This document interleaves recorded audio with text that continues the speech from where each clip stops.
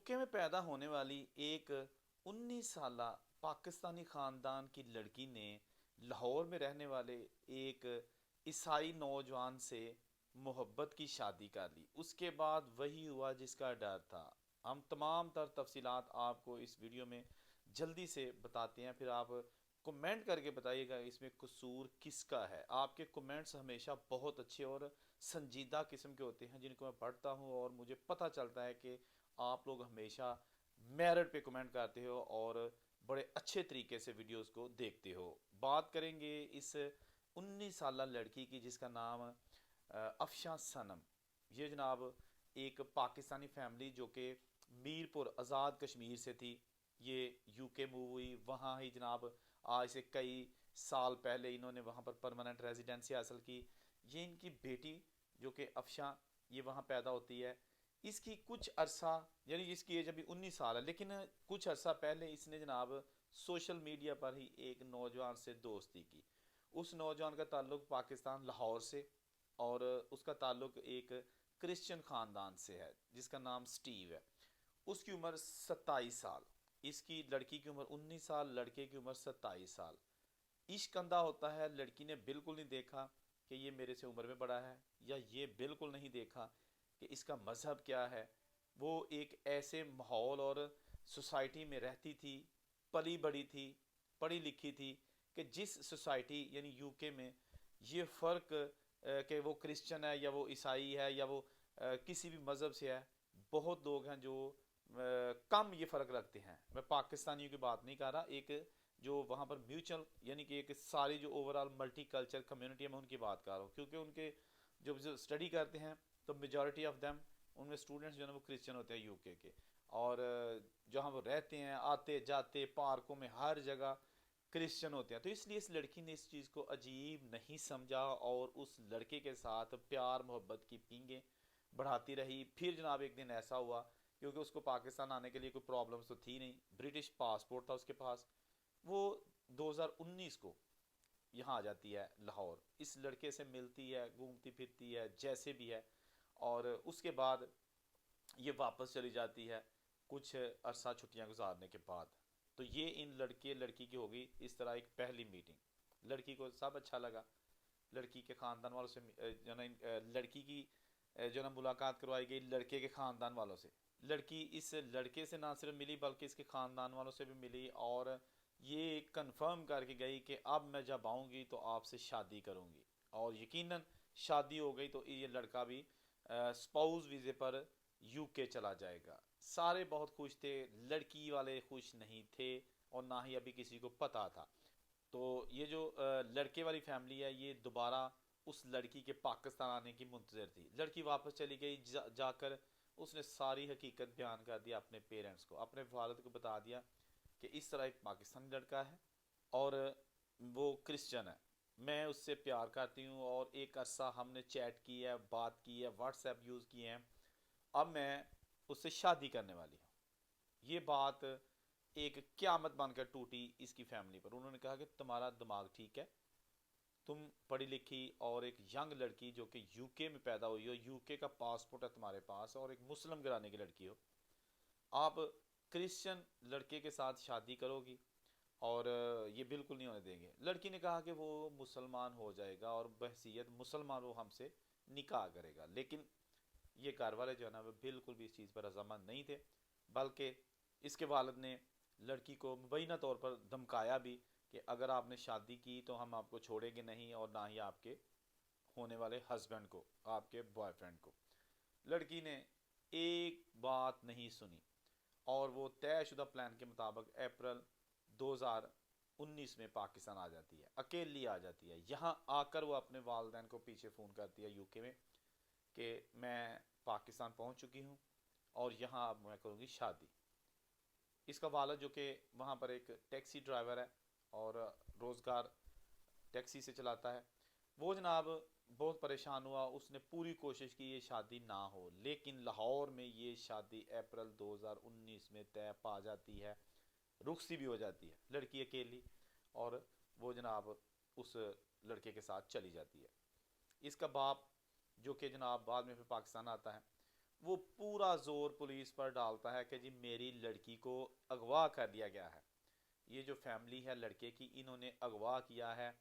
Police ने छापे मारने शुरू कर दिए, जिसमें मीरपुर आज़ाद कश्मीर की पुलिस भी थी और मॉडल टाउन का एरिया जो है ना उसकी पुलिस भी थी। और ये जो सारी क्रिश्चियन फैमिली है ना ये गायब हो गई, डिसअपियर हो गई। लड़की भी अभी इधर ही थी पाकिस्तान में, लेकिन ये सब गायब हो गए। लड़की ने जो अभी तक स्टेटमेंट सामने आई हैं पुलिस की जानिब से, या जो लड़की के खुद बयान सामने आए थे, मीडिया में शाया हो चुके हैं, दी न्यूज़ में बड़ी डिटेल इसकी शाया हुई है, अखबार जो पाकिस्तानी है। लड़की ने कहा कि पुलिस मेरे इन लॉज यानी मेरे ससुराल क्रिश्चियन फैमिली को बहुत तंग कर रही है और ये सारा किया दरा मेरे बाप का है। मेरे बाप ने पैसे दिए हैं पुलिस को और झूठी एफआईआर दर्ज करवा दी गई है कि जी मुझे अगवा किया गया है, जबकि मैं तो अगवा हूँ ही नहीं। मैं तो ना तो बच्ची हूँ, और मैं तो खुद कह रही हूँ कि मुझे अगवा नहीं किया गया, मैं एक सेफ जगह पे मौजूद हूँ। लेकिन उसके बावजूद पुलिस ने रेड किया और इनकी जो एक आंटी है, लड़के की आंटी खाला, जो इस रिश्ता करवाने में पेश पेश थी, उसको अरेस्ट कर लिया गया और मुबैना तौर पर कहा गया कि उसे मारा भी गया। बहरहाल इनकी और कोई गिरफ्तारी नहीं हुई। जो लड़का था, दूल्हा था, ये और इसकी फैमिली जो कि बहुत परेशान थे, ये मतवस्त घराने से इनका ताल्लुक था, ज़्यादा असर रसूख या पैसे वाले लोग नहीं थे। जब लड़की ने पुलिस एसएसपी को दरख्वास्त दी कि हमें इंसाफ दिया जाए, झूठ जो है ना बोलकर एफआईआर दर्ज करवाई गई है, मैं सेफ हूँ, लेकिन पुलिस ने जनाब वही किया जो कि इसके बाप की तरफ से दबाव डाला जा रहा था।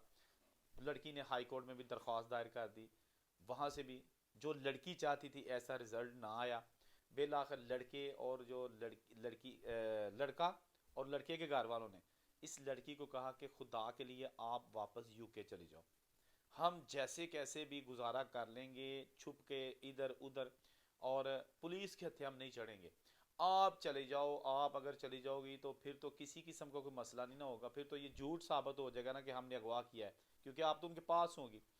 लड़की ने पाकिस्तान में हाई कमीशन यूके जो है उससे भी रब्ता किया, आईजी पंजाब से भी रब्ता किया, जो मीरपुर की पुलिस चीफ है उनसे भी रब्ता किया।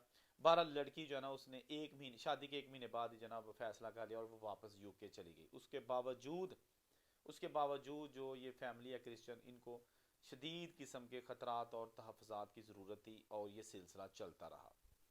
उसके बाद जनाब जब लड़की वहाँ चली गई, लेकिन ये पर्चे चलते रहे। बहरहाल मुख्तसर ये कि वो लड़का जो है ना वो ना फिर पकड़ा गया।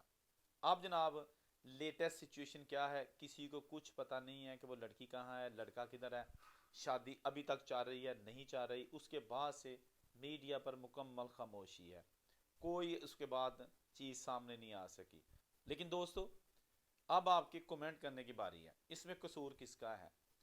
कसूर उस लड़की का है कि जिसने एक लव मैरिज की और एक नौजवान को मुसलमान किया, या मुसलमान बनने पर मजबूर हुआ वो नौजवान इस लड़की के लिए, या उन पेरेंट्स का, या पुलिस का?